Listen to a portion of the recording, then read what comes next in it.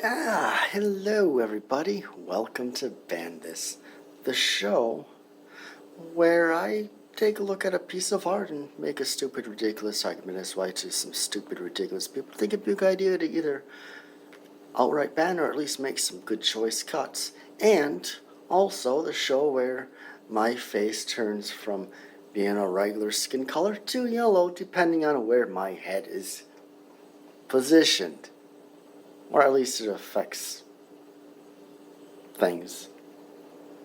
I'm looking a little yellow, and I'm not in yellow face, so yeah. Anyways, now today we're looking at Disney. Now, what I am going to be talking about is not present in this edition or any home video editions that you will be able to find. So if you look at it, if you watch this, don't look for what I'm talking about. It was there, but it's not there anymore. And currently, Disney is kind of being under fire, for doing some really amping censorship. I mean, they would do it here and there, like starting, like around the 60s, with this, and totally denying that Song of the South exists. So, but, yeah.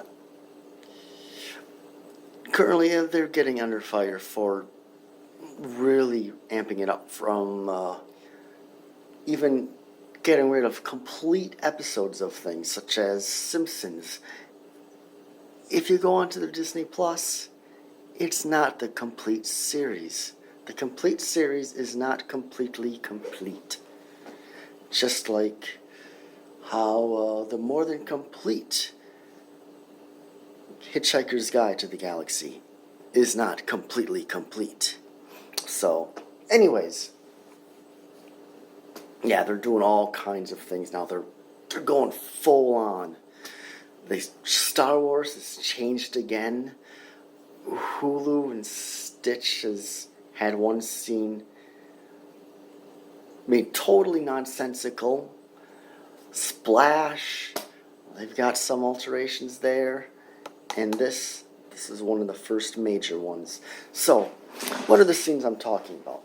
Well, they're looking at things from a lens of racism.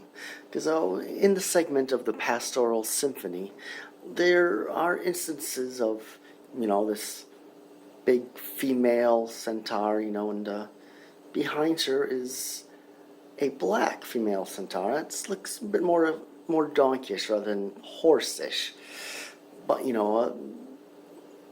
there'd be, polishing, hooves and, trailing behind them, carrying, flowers, garland flower necklace, like a...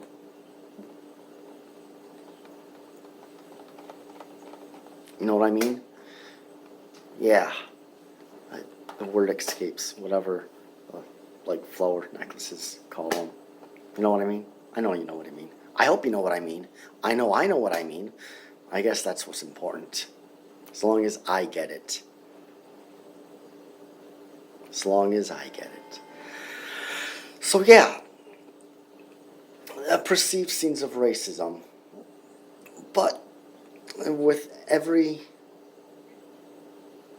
subsequent, the only real time that this uncensored version would be seen at home would have been 1963 on television broadcasts. But the VHSs and DVDs, Blu-rays, the scenes where that particular centaur is shown will either be zoomed in or, digitally removed. So, in their efforts to fight racism, they abolished all diversity. It was a lose-lose situation there, Disney. You're leaving the minority for diversity, or you take it out for racism. No good. It's a rock and a hard place there, Disney. They chose the censorship route. So, anyways, what do I actually think of this film? It's cool. It's a neat little concept, and I love anthology films, so this is essentially what this is. You know, it's various classical, it's not going to be the full symphony, because otherwise this would be like a 3-hour film, because, a lot of times symphonies, they can be half an hour. So it's just taking, the most famous movements generally. So, yeah, so we got some diverse things. Some are just more of about shapes and colors going with the music. We got some stories. It's got the Sorcerer's Apprentice, Night on Baldwin Mountain. It's a pretty cool one, get a little bit like horror aspect into it. It's probably would be one of my favorites, I would say.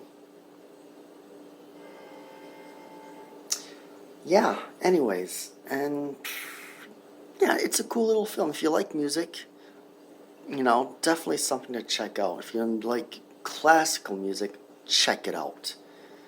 If you like animation, check it out.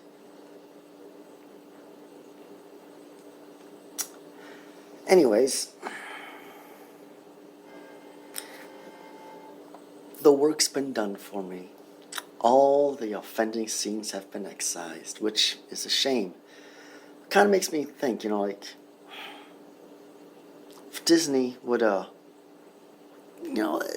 loosen their grips a little bit. I mean, some of these things, like this, an uncensored version of this, and Song of the South, they would make cool criterions. And that, that would be a way to help deter, it would help, ensure that the right kind of people that wouldn't get offended, the collectors, the film collectors buy it instead of just a random, whoever just buying it and being offended or something. But, for historical context. And, Disney, they don't really like to do any. Criterion has released some Miramax films, and that was something that was owned by Disney. So, I got like Chasing Amy and The Rock and Armageddon. So, Criterion has done some, Royal Tannenbaums. I think some other Wes Anderson stuff too. But, these could make cool criterions. I mean, Disney, they're too tight with their stuff. They're horrible. Really bad with that. Now they own Fox, so that means all kinds of things are going out. It's a shame. It's a shame. Oh well. But yeah, cool little film. A lot of, very visually appealing, and, if you're a stoner, this is probably going to be something you'll like too, It can be definitely kind of trippy at points, so. But yeah, neat little thing. Check it out. Although this isn't the real version, unfortunately. What are we going to do? It's a shame, but it's a shame. It's a shame. Anyways, that's about it for this one. Approaching 10 minutes, so I'll wrap it up.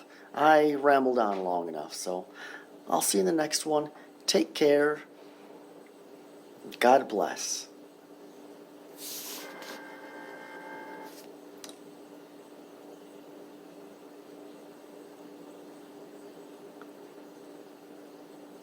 Minutes.